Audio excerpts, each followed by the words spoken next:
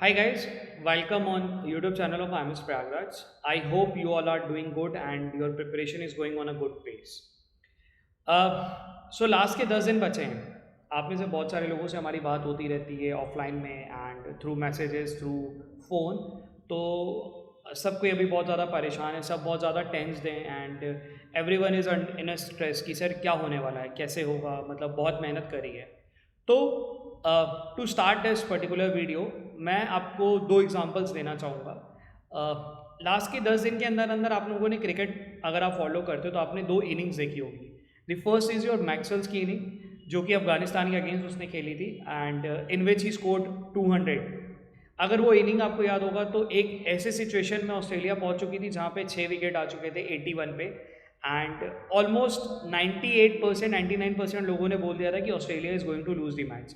But उस particular point से Maxwell ने क्या करा, बहुत मेच्योरली खेला एंड इनिंग जीता भी और अपनी एक पर्टिकुलर ओडीआई स्कोर का एक हाईएस्ट स्कोर करा.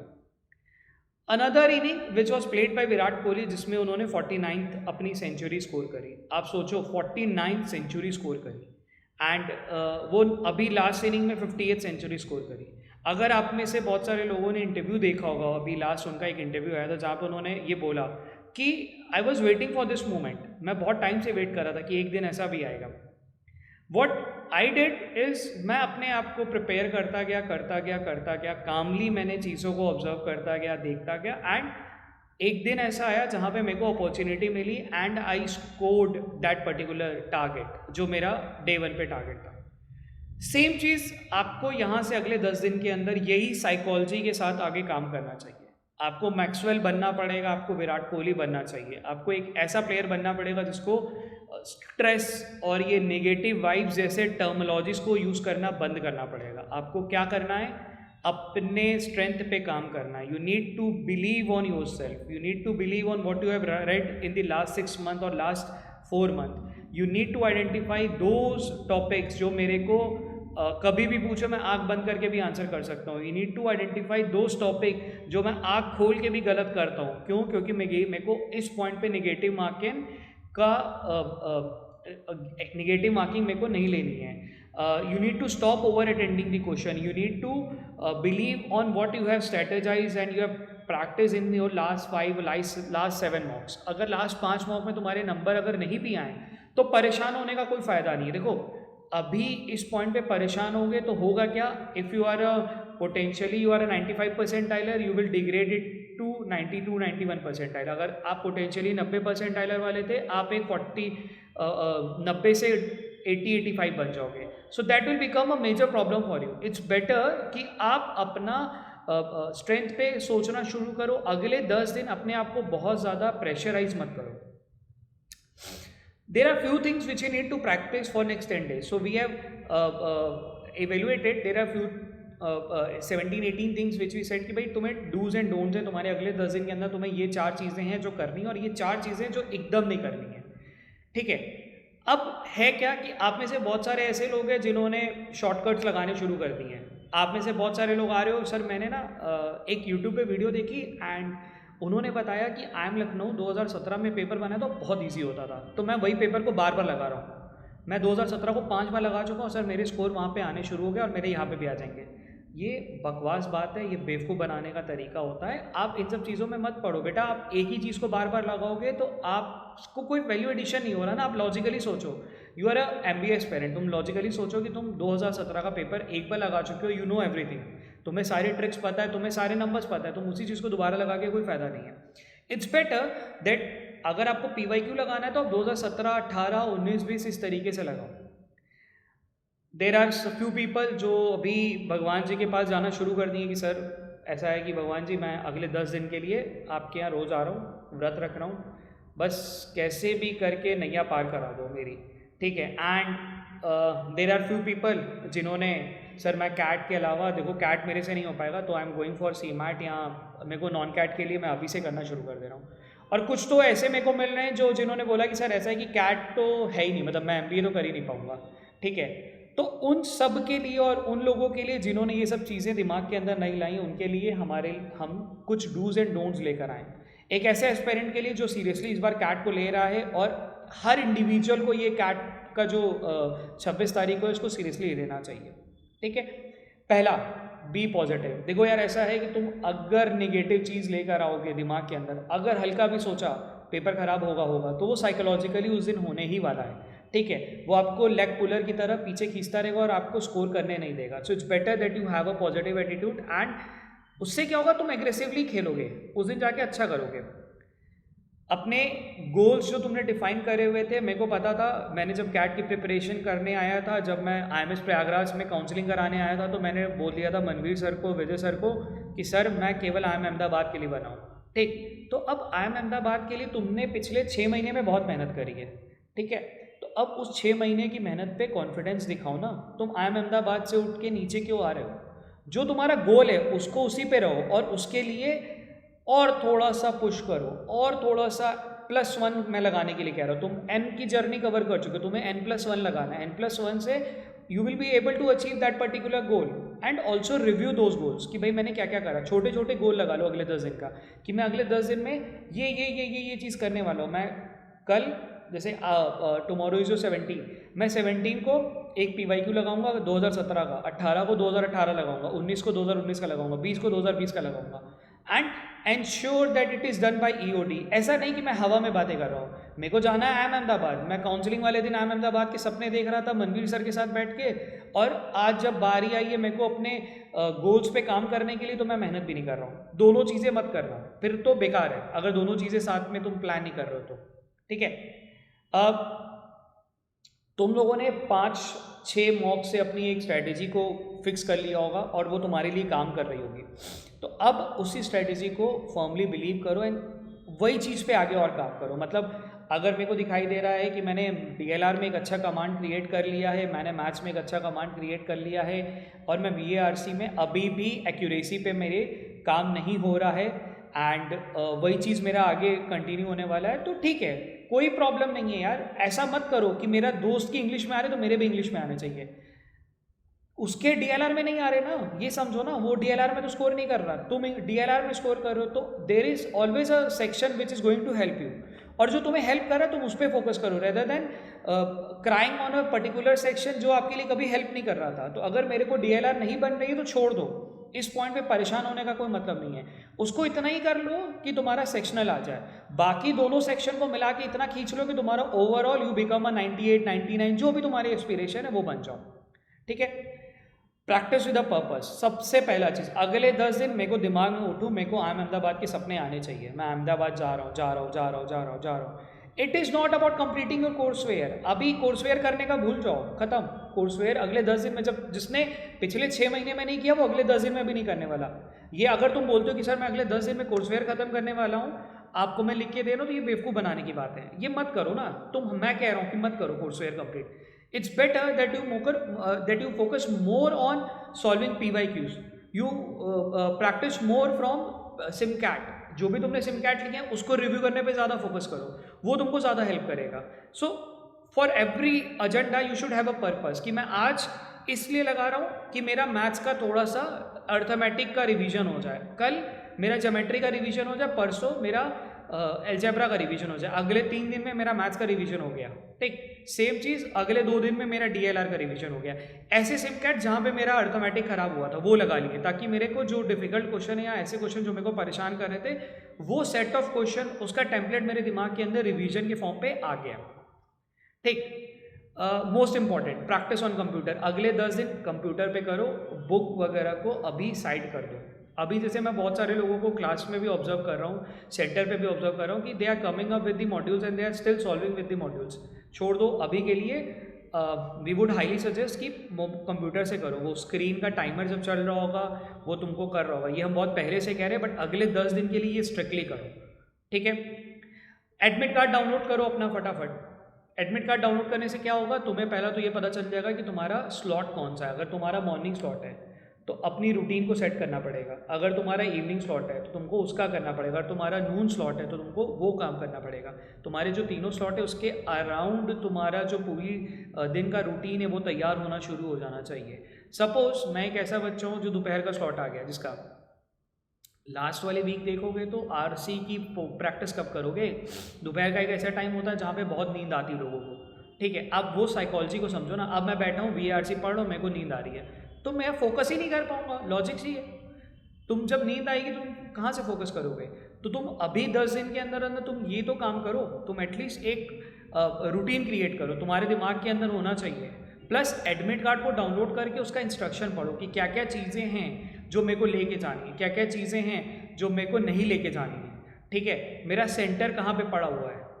ठीक, अनदर थिंग, जब भी प्रैक्टिस करो एक टाइम पे ट्रैक करके करो। मतलब मेरा 10 से 10:40 मैं सेक्शनल लगाऊंगा, 40 मिनट का सेक्शन होता है ना, मैं 40-40 मिनट का सेक्शन लगाऊंगा, मैं ओवरऑल लगाऊंगा। इस पॉइंट पे चीटिंग मत करो यार। मतलब बहुत सारे लोग ऐसे मिलते हैं जो क्या करते हैं 10-40 मिनट का सेक्शन बोल के 1 घंटे का लगाते हैं, and then they come up with a score, with a good score. Sir मेरे ना मैथ्स का सेक्शन लिखा, मेरे 35 आ गए। जब हम वापस चेक करते हैं उनके एनालिटिक्स टैब में, हमें दिखाई देता है कि उन्होंने 60 मिनट में लिखा हुआ है। तो ये सब काम मत करो यार, वो ब्लफ करने से कुछ होगा नहीं। अभी you need to score for yourself, हमारे लिए मत करो। मतलब ऐसा नहीं है कि तुम स्कोर कर लोगे तो Vijay sir and Manveer sir will get reward, they will get into any of the IIMs. नहीं, हम दोनों नहीं जा रहे, हम कराएं हमें जो करना था। It is you who is going to get into top B score. ठीक है, तो आपको करने के लिए आपको ऑनेस्ट रहना पड़ेगा। टाइम का एक, जैसा मैंने पीछे बताया कि पर्पस होना चाहिए, तो पर्पस के साथ टाइम भी डिफाइंड होना चाहिए। सुबह 10 से 12 केवल मैथ्स, शाम को दोपहर में 3 से 6 केवल आरसी, रात का 9 से 12 मेरी DILR। तो पूरे 9 घंटे का मेरा एक प्लान बना हुआ है, स्केड्यूल डिफाइंड है।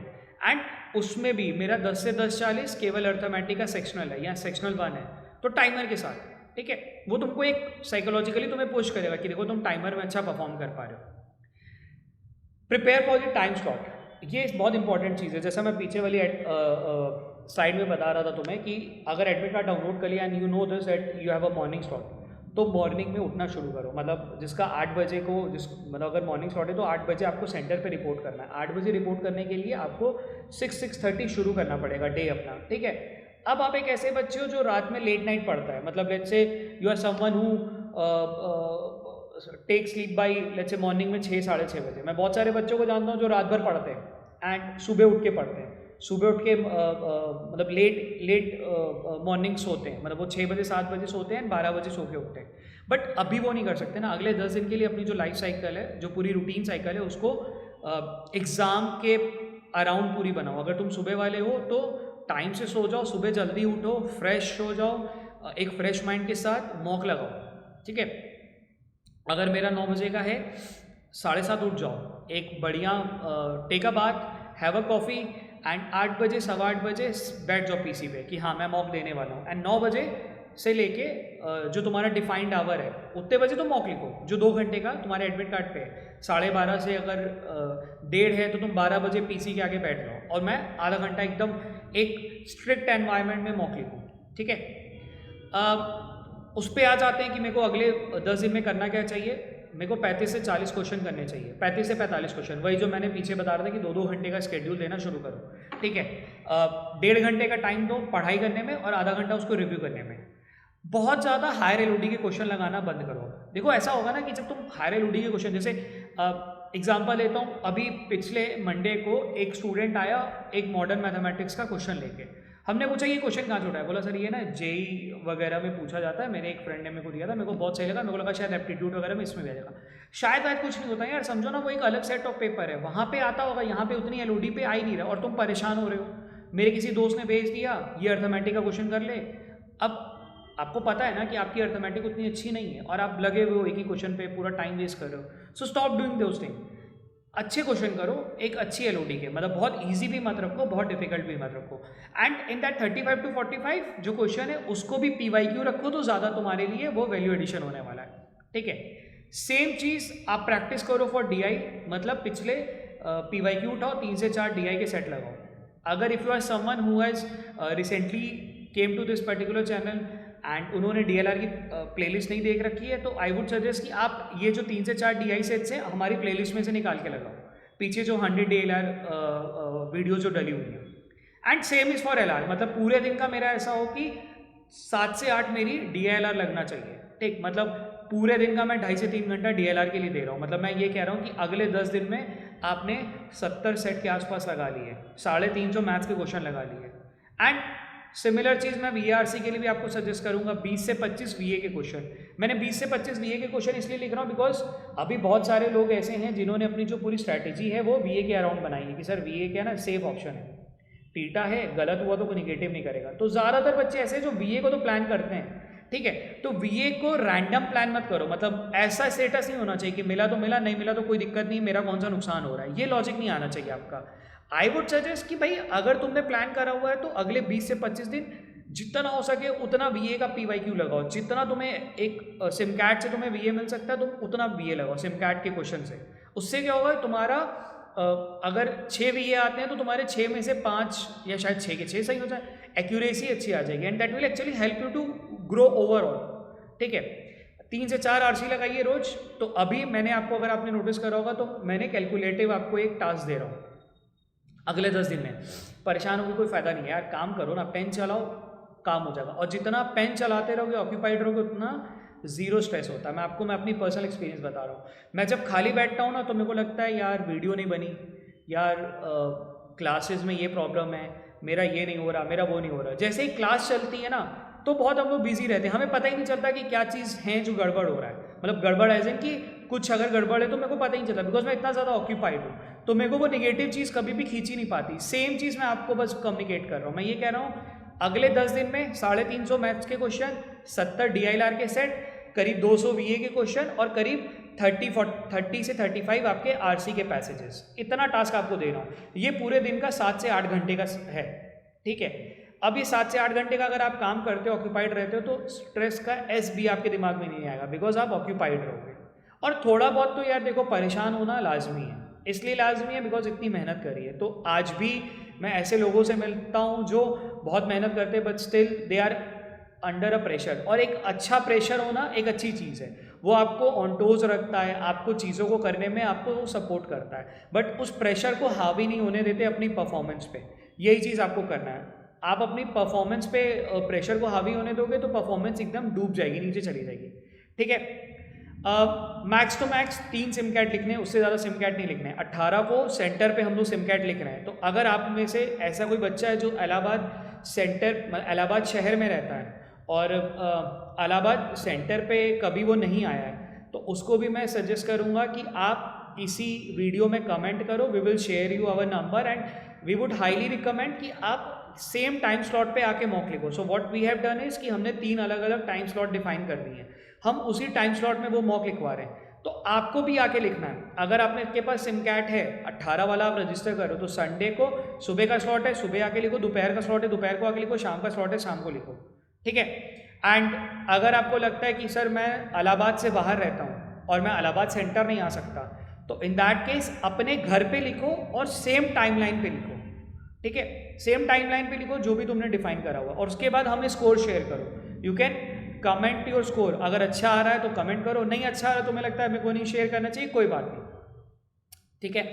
So this is most important वाला पार्ट, ये तुम्हें सबसे इंपॉर्टेंट है। और उसके अलावा बहुत मॉक मत लिखना, मतलब ऐसा मत बन जाना कि मैं तो सर मॉक ही मॉक लिखूंगा। मतलब बहुत सारे लोग ऐसे आते हैं सर अगले 10 दिन में मैंने 10 मॉक प्लान कर रखे हैं, आपको नहीं पता मैं रातों रात 100% टाइलर बनूंगा। कुछ नहीं होता है, प्रेशर में खराब हो जाती है उनकी परफॉर्मेंस। मैंने देखा है, हर साल हम और विजय सर देखते हैं कि सर हमने ना लास्ट के 10 दिन में हमने 15 मॉक लगा दिए, उससे कोई फ़ायदा ही नहीं हुआ। वो क्या होता है 95 96 पे ही रुक जाते हैं। और वो कौन लगा रहा है? एक ऐसे बच्चे लगा रहे हैं जिनको ऑलरेडी चीज़ें आती हैं, ठीक है। तो आप किसी को देख के उससे इंस्पिरेशन वैसी मत लो जो आपके लिए काम नहीं करती है। आपके लिए क्या काम कर रहा है, आप 3 सिम कैट लगाओ which is very good number of test, उससे ज़्यादा आप मत लगाओ। अगले 10 दिन में 3 से ज़्यादा, मतलब मैं अभी भी हर 3-3 दिन पे मॉक कह रहा हूँ। मैं कह रहा हूँ 3 बाद सैटरडे को एक और लगाओ, उसके बाद लगाओ, उसके बाद तो तुम्हारा D-Day है, तुम आराम से लगाओ, ठीक है। जैसे ही मॉक हो जाए एनालाइज करो, अपने आप को जज मत करना, दोनों में फ़र्क है। एनालाइज करने का मतलब what went wrong, what actually helped you in, what worked in your favour, ये पता करना। एंड जज मत करना कि यार मैं तो अर्थमेटिक में बहुत अच्छा करता था बट यहाँ तो गड़बड़ हो गया, तो मेरी शक्तियाँ ख़त्म हो गई हैं। यार ऐसा कुछ नहीं हुआ, वो पर्टिकुलर दिन तुम्हारे लिए क्लिक नहीं करा। तो थोड़ा सा तुम अगर एनालाइज कर लोगे, थोड़ा सा ब्रशअप कर लोगे, तो तुम्हारी शक्तियाँ वापस आ जाएगी तुम्हारे पास। So stop getting into these conversation कि भाई नहीं मेरे नहीं हो रहा, मैं तो बहुत टेंशन हो गया। Take again, don't over strain yourself. 3 SIM card back to back नहीं लिखूंगा, 3 सिम कार्ड लिखूंगा 2-2 दिन के गैप में। ये नहीं कि सुबह दोपहर शाम, होम्योपैथी की दवाई नहीं है बेटा, ये समझना कि सुबह सुबह दोपहर शाम, ठीक है, कि मैं सुबह भी मॉक लगा रहा हूँ, दोपहर में मॉक लगा रहा हूँ, रात में मॉक लगा रहा हूँ, इससे कुछ नहीं होगा, खाली परेशान ही होगे, वो तुमको फियर बना के रखा रहेगा एंड पूरे दिन में तुम कुछ नहीं होगा, लूज कर जाओगे, ठीक है। सो एक अनदर काम, इन सब चीज़ों में यार देखो, अभी जो भी हो रिलेशनशिप में, इन सब चीज़ों में आप परेशान मत होना, मतलब don't get into any stress वाली चीज़। अगर आपके घर में कुछ प्रॉब्लम्स हैं तो हो सके तो आप जितना हो सके उतना दूर रहिए। If you are in a relationship तो ये टाइम नहीं है जहाँ पे आप अपना ब्रेकअप करने बैठ जाओ और अरिजीत सिंह के गाने सुनने बैठ जाओ। It's better that you avoid getting into this such activities. आप आराम से अगले 1 हफ्ते के लिए, अगले 10 दिन के लिए एक हेल्दी पीस के साथ अपनी लाइफ को जिए, ठीक है। Don't get into any such stress कि जहाँ पे सर घर में बहुत ज़्यादा प्रॉब्लम चल रही है, इसकी वजह से वो मैं पढ़ नहीं पा रहा हूँ, ठीक है। प्रॉब्लम देखो सबके यहाँ है, वो तारक मेहता का आता है ना, प्रॉब्लम तो है सबके साथ, बस नज़रिए की ये बात, सेम चीज़, प्रॉब्लम सबके साथ है, तुम्हारे साथ भी मेरे साथ भी है, मेरे पास कुछ और प्रॉब्लम है, तुम्हारे पास कुछ और प्रॉब्लम है, मैं कुछ और तरीके से हैंडल कर रहा हूँ, तुम्हें कुछ और तरीके से हैंडल करना है। बस यू नीड टू एंश्योर कि वो जो परेशानी है वो आपकी प्रिपरेशन जर्नी पे आपको हावी ना होने दे, ठीक है। लास्ट 10 दिन पहले अगर आप एक ऐसे हो जिसको शहर के बाहर सेंटर मिला है, जैसे इलाहाबाद सेंटर में मेरे यहाँ जो हमारे यहाँ जो बच्चे, उसमें बहुत सारे बच्चों का वाराणसी सेंटर पड़ा है, तो उनको मैं ये कह रहा हूँ कि एटलीस्ट मैप पे लोकेट कर लो कितना दूर है कितना दूर नहीं है, प्लान कर लो। सपोज़ आपका भी ऐसा कुछ सिमिलर केस है, मतलब आपको एक ऐसे शहर में जाना है जहाँ पे आपका कोई कांटेक्ट नहीं है, आप कभी गए नहीं हो, तो आप वो शहर के थोड़ा सा ज्योग्राफी पता कर लो एटलीस्ट 1 हफ्ता पहले, ताकि आपकी आइटनरी प्लान रहे, आपको पता रहे कि क्या मेरे को एक दिन पहले जाना है, क्या मेरे को सुबह जाना है, क्या मेरे को सेम डे ट्रैवल कर पाऊँगा, कैसे मैं कम्यूट कर पाऊँगा, क्या मेरे लिए यहाँ से स्टेशन और स्टेशन से बाद की जर्नी कैसे होगी, वो अभी प्लान कर लो। लास्ट के 2-3 दिन में मत प्लान करने बैठना, अभी से यार देखो, गूगल खोलो, आधे घंटे का टाइम है, सर्च कर लो और ये चीज़ करके ख़त्म करो, ठीक है। So that's all from my side and कोई भी प्रॉब्लम हो, कोई भी दिक्कत हो, we are available. Vijay sir ने अपनी लास्ट एक वीडियो आज DLR की पोस्ट करी है एंड हमने प्लान करा था कि हम 150 वीडियोस तक लेके जाएंगे, बट स्टिल 100 पे हमने क्लोज करा because of certain commitments. Classroom में हमारी वर्कशॉप्स और ये वाली चीज़ के चक्कर में हम वो चीज़ नहीं कर पाए, but still I believe that 100 DLR set is also a good number for any individual. अगर आपने 100 पूरे सेट पैशनेटली लगाए तो वो आपको D-Day में कहीं ना कहीं काम आएंगे ही आएंगे। इसी पर्पज़ से वो DLR के सेट्स बनाए भी गए थे। एंड कोई भी प्रॉब्लम हो, कोई भी दिक्कत हो आपको, वी आर अवेलेबल। आप हमें कमेंट कर सकते हो, आप हमें मेल डाल सकते हो, यू कैन ऑल्सो कॉल अस, ठीक है। चलो ऑल दी बेस्ट। अभी हम फिर से लाइव आएंगे, फिर से कुछ वीडियोस लेके अभी आते रहेंगे, कैट के पहले और कैट के बाद भी, ठीक। So stay connected and keep practicing. चलो ऑल दी बेस्ट।